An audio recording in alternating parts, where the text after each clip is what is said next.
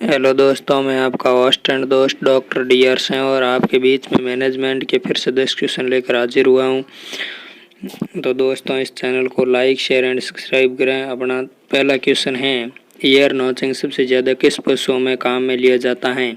Option A सुअर, option B भैंस, option C ऊँट और ऑप्शन डी गाय।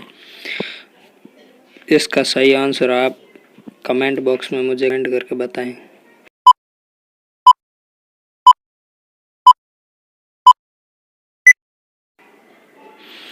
तो दोस्तों, पहले क्वेश्चन का सही आंसर है ऑप्शन नंबर यानी सुअर। यानी ईयर नोचिंग जो सबसे ज़्यादा की जाती है वो सुअर में काम में ली जाती है। अपने जो ये चिन्हीकरण की विधियाँ हैं इनमें से ईयर नोचिंग विधि ये सबसे ज़्यादा सुअर में उपयोग में ली जाती है, तो ये ध्यान में रखिएगा। दोस्तों, अपना दूसरा क्वेश्चन है, वह संतान जो गधे व घोड़ी के संभोग से पैदा होती हैं उसे क्या कहते हैं? ऑप्शन ए नहीं, ऑप्शन बी मूल, ऑप्शन सी में स्टाई और ऑप्शन डी में बत्त। इसमें सही आंसर आपको चयन करना है।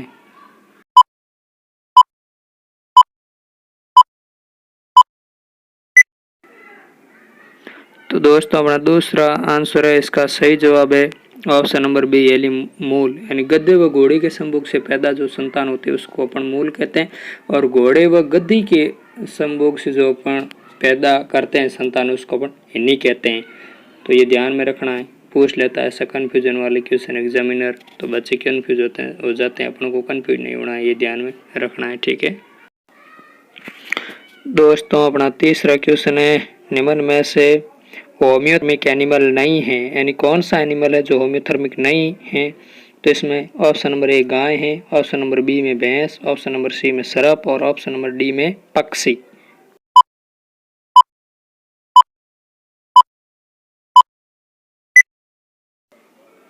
तो दोस्तों, इसका सही आंसर है option number C. And option number C जो सरप है ये होम्योथर्मिक एनिमल नहीं है, ये पोइकिलोथर्मिक एनिमल की श्रेणी में आता है। एंड टेम्परेचर के अनुसार अपने जो पशु है वो दो प्रकार के होते हैं, एक पोइकिलोथर्मिक और एक होता है होम्योथर्मिक। तो होम्योथर्मिक एनिमल में ये गाय भैंस और पक्षी आ जाएंगे, और सरप है ये आ जाएगा अपने पोइकिलोथर्मिक एनिमल में। तो ये दोस्तों आपको ध्यान में रखना है। दोस्तों, चौथा क्वेश्चन है, तापमान को किसके द्वारा नापा जाता है? Option A stethoscope, option B thermometer, option C galvanometer और ऑप्शन डी में नॉन। इनमें से कोई नहीं, तो आपको सही आंसर चुनना है।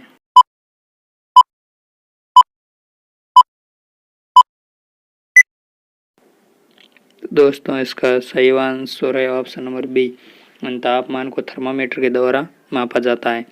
ऑप्शन ए में जो स्टेथोस्कोप लिखा है ये हार्ट बीट को मापने के लिए काम में आता है।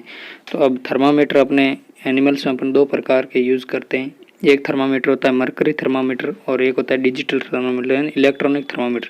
तो आजकल अपन है जो सबसे ज़्यादा इलेक्ट्रॉनिक थर्मामीटर यानी डिजिटल थर्मामीटर का उपयोग लेते हैं। तो ये आपको सामान्य बातें ध्यान में रखनी है। कभी कभी क्या होता है एग्जामिनर क्वेश्चन एग्जाम में डाल देता है, तो ये ध्यान में रखना आपको। और जो मेरे क्वेश्चन इंपॉर्टेंट लगे वो आप अपनी नोटबुक में नोट करते हुए चलना है साथ में, इससे आपकी तैयारी स्ट्रांग होगी। पांचवा क्वेश्चन है, टैकीकार्डिया में क्या होता है? हृदय दर कम होना, बी हृदय दर बढ़ना, सी श्वसन दर कम और डी इनमें से कोई नहीं, नॉन।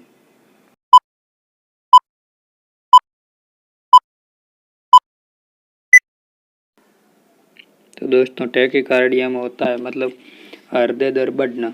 जब हृदय की दर बढ़ जाती है तो उसे अपन टैकीकार्डिया कहते हैं। और एक होता है ब्रेडीकार्डिया, हृदय दर कम होना। यानी ब्रेडी जिसके आगे लगेगा उसका मतलब होता है कम होना, और टैकी जिसके आगे लगेगा उसका मतलब होता है बढ़ना। तो ये दो वर्ड आपको ध्यान में रखने हैं। तो अपने आया टैकीकार्डिया यानी हृदय दर बढ़ना। दोस्तों, छठा क्वेश्चन है अपना, श्वसन केंद्र कहाँ स्थित होता है? Option number A hypothalamus, option number B medulla oblongata, option number C thalamus और ऑप्शन नंबर डी में फेफड़ों में। तो ये आपको बताना है।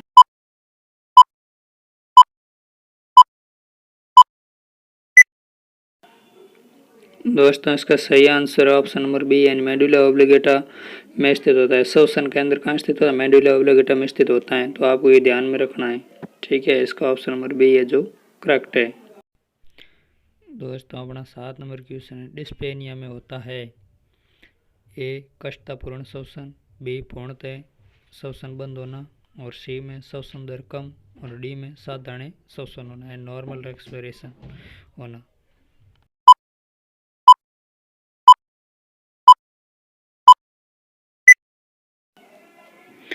दोस्तों सातवें का आंसर है पूर्ण श्वसन को डिस्पेनिया कहते हैं और पूर्णतः जो श्वसन बंद होता है उसे एपोनिया कहते हैं और नॉर्मल जो साधारण श्वसन होता है उसे यूपेनिया कहते हैं और श्वसन दर कम होना ओलिगोपोनिया कहलाता है। तो सर ये जो टर्मिनोलॉजी ये इम्पोर्टेंट है, तो इसके आगे जो टर्म यूज हुए हैं वो आप एक बार किताब में देख लें और मैंने बताएं इनको अपनी नोटबुक में नोट कर लें और इनसे एक क्वेश्चन निश्चित है, चाहे वो यूनिवर्सिटी एग्ज़ाम हो या चाहे वो LSA वेटनरी का एग्ज़ाम हो, तो ये आपको ध्यान में रखना है।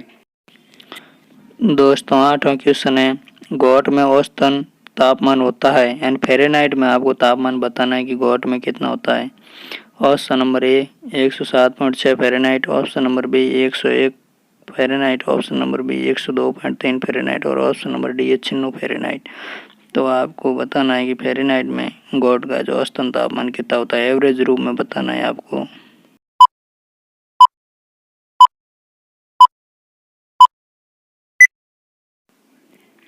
दोस्तों इसका right answer option number C है यानी 102.3 फ़ारेनहाइट है जो गोट में टेम्परेचर होता है।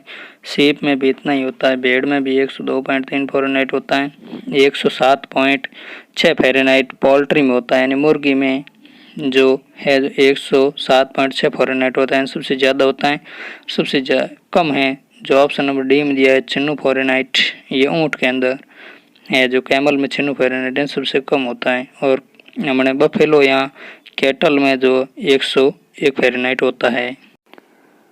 दोस्तों नमक क्वेश्चन है, किस प्रोटीन को दूध प्रोटीन के नाम से जाना जाता है। ऑप्शन नंबर ए पेरिन, option number B casein, option number C globulin, option number D में एक्टिन। आपको सही आंसर चुनना है, मुझे कमेंट करना है इस क्वेश्चन का आंसर आप क्या देते हो। दूध प्रोटीन के नाम से कौन सा प्रोटीन जाना जाता है।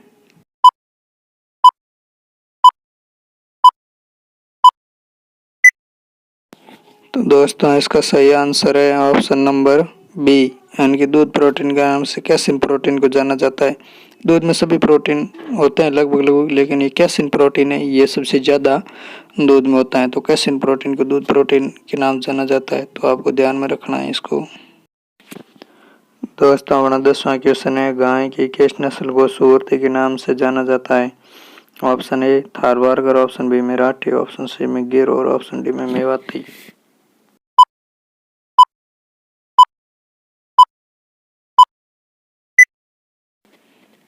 दोस्तों इसका सही आंसर है ऑप्शन नंबर सी यानी गिर। सुअर्ती के नाम से गिर गाय को जाना जाता है और गिर गाय के दो और उपनाम हैं, एक है काठियावाड़ी और एक गुजराती, क्योंकि गुजरात और काठियावाड़ क्षेत्र में पाए जाते हैं इसलिए इसे गुजराती और काठियावाड़ी भी के नाम से भी जाना जाता है। तो इसको तीन है जो उपनाम है, सुअर्ती, काठियावाड़ी और गुजराती, आपको ध्यान में रखना है। दोस्तों तो ये थे मोस्ट इम्पोर्टेंट मैनेजमेंट के 10 क्वेश्चन जो आपके हर एग्ज़ाम के अंदर काम आएंगे। मैं ये आशा करता हूँ कि ये आपके लिए हेल्पफुल होंगे। अगर मेरा वीडियो आपको अच्छा लगा है तो दोस्तों आप मेरे साथ जुड़े रहे और ये ऐसा ही प्रेम बनाए रखें, जिससे मैं आपके लिए हर न्यू वीडियो लेकर जल्दी उपस्थित होता रहूँगा। और मेरे चैनल की सदस्यता अभी तक नहीं ली है तो ले लीजिए, जिससे अपन एक परिवार बन जाएंगे और मैं आपको ऐसे ही क्वेश्चनों के साथ आपके बीच में उपस्थित होता रहूँगा। तो दोस्तों थैंक्स, ओके।